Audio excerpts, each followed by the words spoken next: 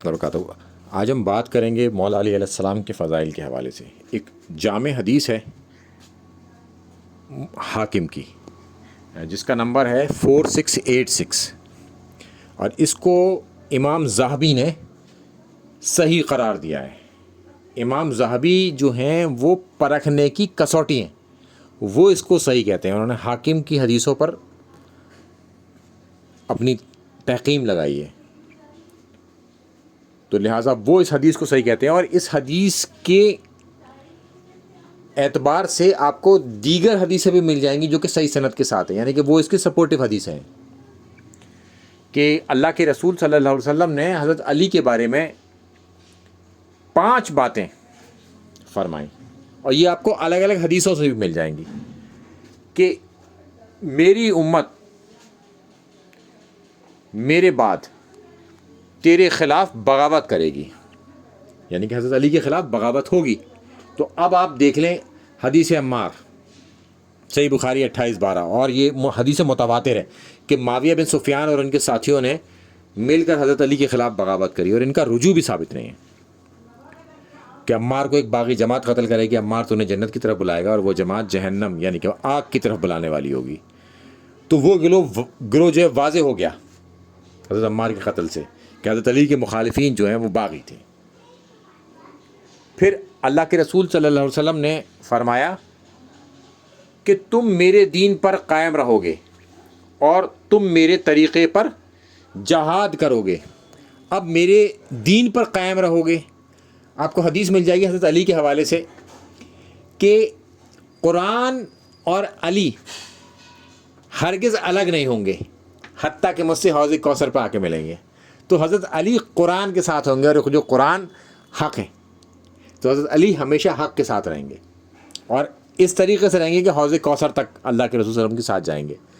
تو یہ جو ہے پھر آپ کو ایک دوسری حدیث اس کے سپورٹ میں مل جاتی ہے۔ یہ میں سپورٹ میں اس لیے بتا رہا ہوں کیونکہ ناسبیوں کو یہ ہضم نہیں ہو پاتی۔ تم میرے طریقے پر جہاد کرو گے۔ اللہ کے رسول صلی اللہ علیہ وسلم کے بعد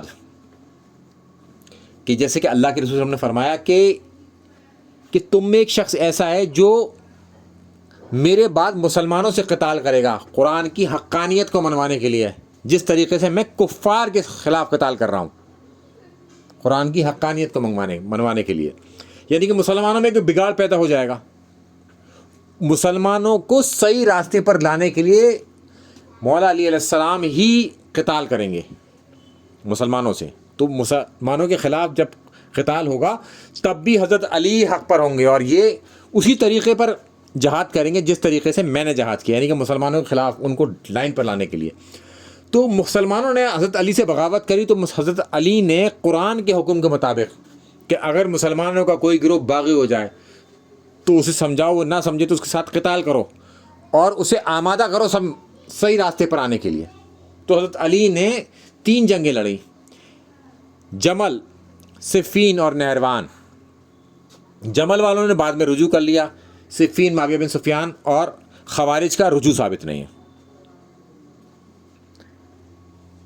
تو اب ان کے خلاف جب حضرت علی نے قتال کیا تو اللہ کے رسول صلی اللہ علیہ وسلم کے طریقے پر پیٹرن پر قتال کیا، اور حضرت علی کے خلاف قتال کرنے والے وہ ایسے ہیں جیسا کہ انہوں نے اللہ کے رسول صلی اللہ علیہ وسلم کے ساتھ قتال کیا۔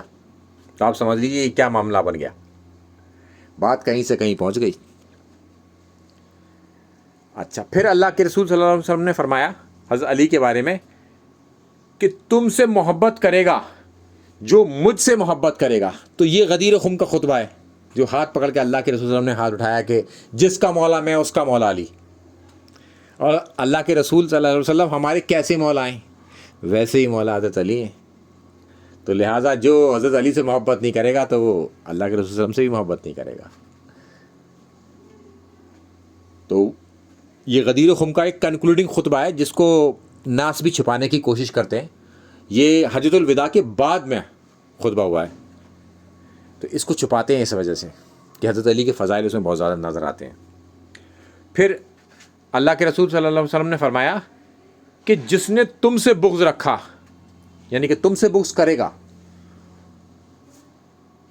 اس نے مجھ سے بغض رکھا، یعنی کہ ایسا شخص ہے وہ جو تم سے بغض رکھے گا وہ مجھ سے بھی بغض رکھے گا، تو اللہ کے رسول صلی اللہ علیہ وسلم نے پہلے ہی فرما دیا تھا حضرت علی سے، صحیح مسلم کی حدیث ہے 240 کہ علی سے بغض منافق رکھے گا اور محبت مومن.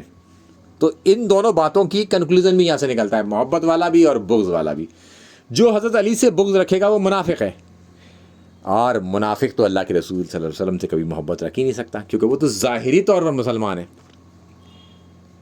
اندر سے اس نے اسلام قبول نہیں کیا. اور منافق جو ہے نا کافروں کے نیچے کا طبقہ ہے، کافر سے بھی نیچے کا. کافر تو کھلم مخالفت ہے، یہ دھوکہ دے رہا ہے، اندر سے کافر ہے، بظاہر مسلمان بن کر دھوکہ دے رہا ہے.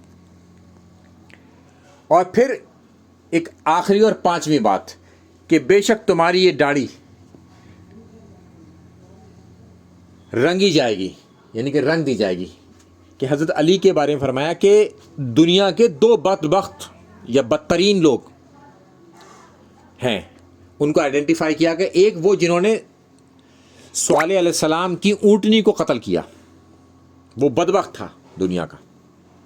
اور دوسرا بدبخت وہ ہوگا جو حضرت علی کے سر پر وار کرے گا اور ان کی داڑھی کو رنگ دے گا. اور یہ ساری پروفیسی اللہ کے رسول صلی اللہ علیہ وسلم کی پوری ہوئی حضرت علی کے معاملے میں. تو کچھ اس طرح کی حدیثیں ہیں جس کو ہضم کرنا ناسبیوں کے لیے بڑا مشکل ہے. تو یہ رد اس میں ناسبیوں کا کرتا ہوں، اور ان ناسبیوں کا جو کہ لبادہ اڑے ہوئے ہیں ناسبیت کا. اصل میں وہ خوارج ہیں، اور خوارج قیامت تک نکلتے رہیں گے، یہ یاد رکھیے گا. یہ خوارج کبھی ختم نہیں ہوں گے، یہ قیامت تک نکلتے رہیں گے.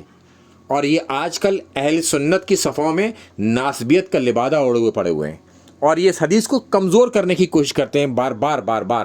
مگر امام ذہبی ان کے سامنے آ جاتے ہیں جو کہ پرکھنے کی کسوٹی ہیں، انہوں نے اس کو صحیح کر رکھا ہے. اب کریں تو کرے کیا. باقی ان 5 باتوں پر آپ کو دیگر صحیح حدیثیں بھی مل جائیں گی، یعنی کہ اس کی کمپلیمنٹنگ حدیثیں بھی مل جائیں گی جو اسے کمپلیمنٹ کر رہی ہوں گے، اسے اس حدیث کو اور قوی بنا رہی ہیں. السلام علیکم ورحمۃ اللہ وبرکاتہ.